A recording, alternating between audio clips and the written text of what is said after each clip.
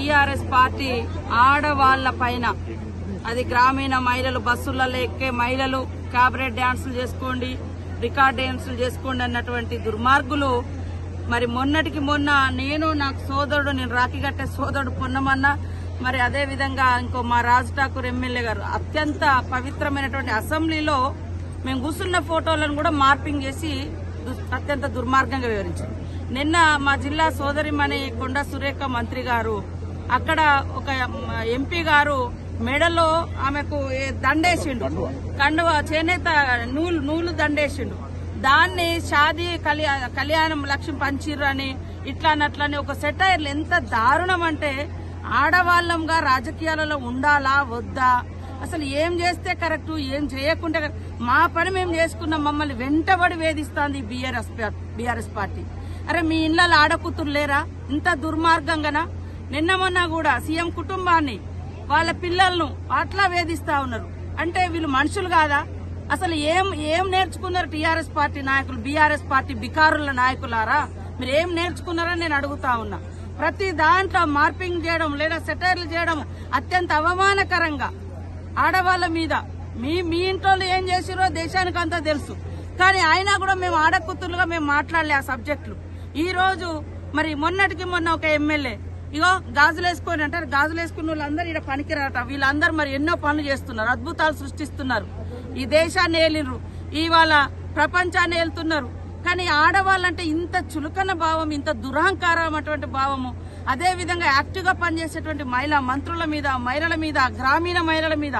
ఒకప్పుడు ఫ్యూడల్ వ్యవస్థ ఉండే ఇట్లాంటి కరీంనగర్ జిల్లాలలో గాని మన జిల్లాలో గాని 30-40 ఏళ్ల కింద 50 ఏళ్ల వస్తే వాళ్ళ మీద అనేక దుష్ప్రచారాలు చేసి భర్తలను తాగిచ్చి కొట్టించినటువంటి సందర్భాలు అవన్నీ కూడా బయట ఎదుర్కొని ఈరోజు మహిళలు, లక్షలాది మంది మహిళలు సంఘాలుగా ఏర్పడి కుటుంబాలను చూసుకుంటున్నారు, ఉద్యోగాలు చేస్తున్నారు, ఊర్లు వెళ్తున్నారు, ఊర్లలో ప్రజాప్రతినిధులు ఉన్నారు, రాష్ట్రాలు జిల్లాలు వెళ్తున్నారు.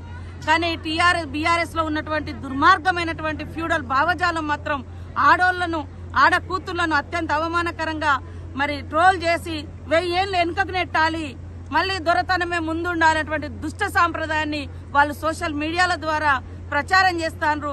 సమాజంలో ఉన్నటువంటి మహిళలందరూ కూడా ఆలోచించండి. అదేవిధంగా ఆడబిడ్డల్ని కన్నా తల్లిదండ్రులు గాని సపోర్ట్ చేసే మా అన్నదమ్ములు కూడా ఆలోచించి ఈ బీఆర్ఎస్ పార్టీ చేస్తున్నటువంటి ఇలాంటి దుష్ప్రచారానికి చెక్ పెట్టాలి. ఆమె ఒక ఇన్ఛార్జ్ మంత్రిగా పోతే, ఒక ఎమ్మెల్యే ఒక దండేస్తే, దాన్ని ఒక ఎంపీ దండేస్తే దాన్ని కూడా అత్యంత దుర్మార్గంగా నీచంగా ప్రచారం చేస్తున్నారు. మీకు అక్క చెల్లెలు లేరా? మీకు బిడ్డలు లేరా? మీ ఇంట్లో అమ్మలు లేరా? ప్రతి ఒక్కరు తప్పు చేసిన వాళ్ళంటే తప్పు మాట్లాడితే కదా, ఇట్లాంటి వాటిని కూడా ఈ రకంగా మాట్లాడితే ఆడవాళ్ళు ఇంకా రాజకీయాల్లోకి రాగలుగుతారా? కనీసం ఇప్పటికే పని ప్రదేశాలలో అక్కడ ఇక్కడ సమాజంలో లైంగిక వేధింపులు, అత్యాచారాలు, హత్యలు జరుగుతున్నాయి.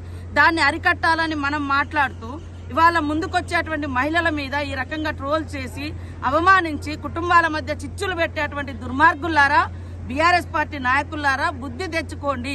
ఈ సమాజము ఈక్వాలిటీ కోరుతుంది, సమానత్వం కోరుతుంది. మొన్నటికి మొన్న మేము ఏమనలే. అరే ఇప్పుడు బస్సులలో కూర్చున్న వాళ్ళు ట్విట్టర్, ఆయన అయితే ట్విట్టర్ పెట్టుకోవచ్చు అంట, ఏది సెల్ ఫోన్ వాడచ్చు. మరి వాళ్ళ చేతులు ఏదో పని ఉన్నది, సంచులు ఉన్నది, ఇట్లా వాళ్ళ బస్సు ఇట్లా వాళ్ళు కూర్చొని ఏదో పని చేసుకున్నారు. ఎవరికి ఆటంకం లేనప్పుడు ఏం ప్రాబ్లం? ఎవరికైనా అవమానకరంగా చేసుకోండి, కుటుంబాలు డాన్సులు చేయండి. దీనికును నేను అన్నదానికి ఏమన్నా పొంతన ఉన్నదా? అయ్యో ఖాళీగా ఉన్నప్పుడు కూర్చుంటారు, చేతిలో ఏదో పని ఉంటుందో కాగితం ఉంటుందో రాసుకుంటారు, చదువుకుంటారు.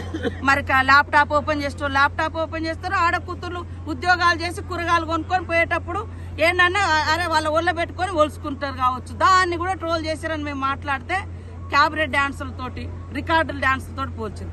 నిన్నటికి మొన్ననేమో నా మీద అసెంబ్లీలో మా అన్న, మా సోదరుడు మాకు రాఖీ కట్టించుకొని పాదాభివందనాలు చేస్తాడు. అట్లాంటి వాళ్ళ మీద కూడా మార్పింగ్ చేసిండు.